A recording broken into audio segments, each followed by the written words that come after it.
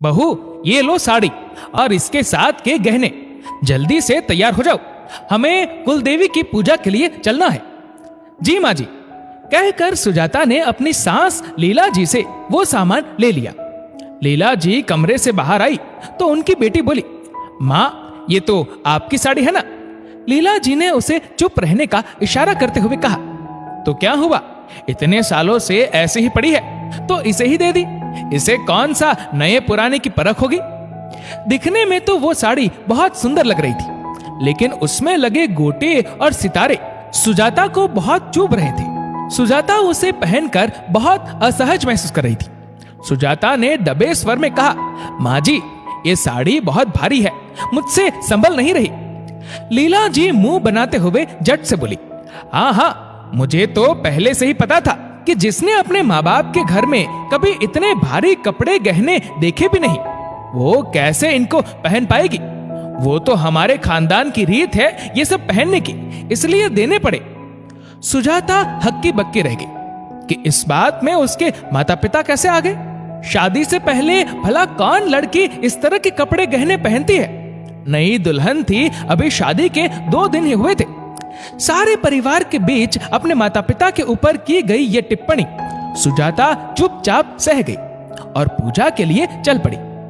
ससुराल में सभी खाने पीने के शौकीन थे, इसलिए रसोई में रोज ही ढेरों व्यंजन बनते थे। सुजाता को घी की खुशबू ज्यादा पसंद नहीं थी। लगातार गरिष्ठ खाना खाने के कारण उसका जी मिचलाने लगा। जब खाने की टेबल से उठकर वो वॉशरूम में भागी तो भी सास बोले बिना नहीं रही, मायके में तो कभी हमारे घर जैसा खाना खाया नहीं होगा, इसलिए अच्छा खाना हजम नहीं हो रहा। सुजाता के कानों में ये शब्द पड़े तो उसकी आंखें छलक आई। जब गरीब घर की बेटी पसंद नहीं थी तो क्यों ऐसे घर से रिश्ता जोड़ा? इसलिए ताकि हर बात पर उसे और उसके माँ बाबा को जलील कर सके।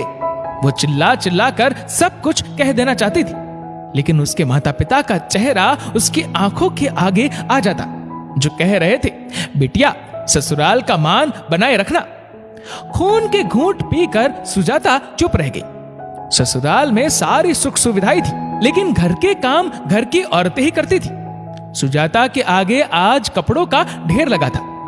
सामने ऑटोमेटिक वॉशिंग मशीन भी रखी थी, लेकिन सुजाता को पता नहीं था कि उसे चलाते कैसे है। सुजाता ने अपनी ननद के पास जाकर पूछा, दीदी ये मशीन कैसे चलती है? सुजाता के पूछते ही ननद जोर से हंस पड़ी।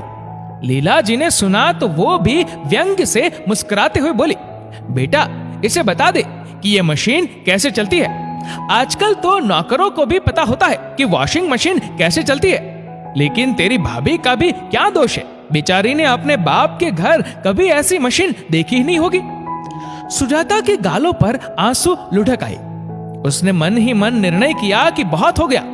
यदि ससुराल का मान रखना बहू की जिम्मेदारी है, तो माँ बाबा का मान रखना भी एक बेटी का कर्तव्य है। उसने अपने आंसू पोंछे और बोली, सच कहा आपने माँ जी, मैंने अपने बाबा के घर सच में ये सब नहीं देखा। मैंने अपने बाबा के घर ये भेदभाव कभी नहीं देखा जो यहाँ मेरे साथ होता है। रोज रोज ये जो आप मेरा अपमान करती है, वो भी मैंने बाबा के घर नहीं देखा। वहां भले ही रोज रोज पकवान ना बनते हो, लेकिन जो भी बनता था वो हम हंसी खुशी खाते थे। और सच पूछिए तो वो सादा खाना भी आपके यहाँ के 56 भोग से अच्छा था, क्योंकि वो मुझे सम्मान और अपनेपन से मिलता था। मैंने अपने बाबा के घर प्यार और संस्कार देखे जो शायद इस घर में मुझे कभी नहीं दिख पाएंगे। लीला जी अवाक सी सुजाता का मुंह देख रही थी। तभी सुजाता का पति अविनाश उनकी बहस सुनकर एक हाथ में बैसाखी लिए वहां आ गया। माँ, सुजाता ठीक कह रही है। आप इसके मायके की आर्थिक संपन्नता की तुलना खुद से कर रही है, तो मेरी शारीरिक संपन्नता की तुलना भी क्यों नहीं करती? इसके माता पिता ने इसे संस्कारों की दौलत दी है, तभी तो शारीरिक रूप से एक पैर से अपाहिज होने पर भी ये मुझे और आपको पूरा मान सम्मान दे रही है। सुजाता ने आगे बढ़कर अविनाश के मुंह पर हाथ रख दिया। नहीं नहीं, प्लीज आप खुद को मत कोसिए। आपके साथ जो दुर्घटना हुई वो किसी के साथ भी हो सकती है। वैसे भी मैंने आपसे शादी आपका बड़ा दिल और सौम्य स्वभाव देखकर ही की है। लीला जी की आंखें नम हो रही थी। अविनाश सच ही तो बोल रहा था। इतनी दौलत और जायदाद होने पर भी एक पैर में कमी हो जाने के कारण किसी अमीर घराने की लड़की उससे शादी करने को तैयार नहीं थी। तब लीला जी के भाई ने ही अपने जान पहचान के मध्यम वर्गीय परिवार की सुजाता का रिश्ता सुझाया था। लीला जी ना चाहते हुए भी अविनाश का रिश्ता लेकर सुजाता के घर गई थी, क्योंकि वो भी हर मां की तरह अपने बेटे का घर बसता हुआ देखना चाहती थी। अविनाश फिर बोला, मां, घर की बहू तो खुद ही गृहलक्ष्मी होती है, इसलिए आपसे विनती है कि आप इसका भी बाकी सदस्यों की तरह सम्मान करें। लीला जी ने सुजाता से माफी मांगते हुए कहा, मुझे माफ कर दो बहू, मैं ही भूल गई थी कि जिसे मैं हर दिन अपमानित करती हूँ उसने मेरे बेटे का मान बढ़ाया है। लीला जी ने सुजाता को गले लगा लिया। दोनों की आंखों से अश्रुधारा बह रही थी। अविनाश का मन भी हल्का था, क्योंकि उसकी अर्धांगिनी अब सच में उसके परिवार का हिस्सा बनने जा रही थी।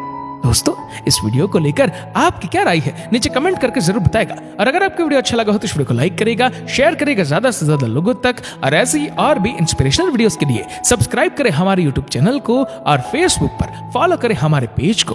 धन्यवाद।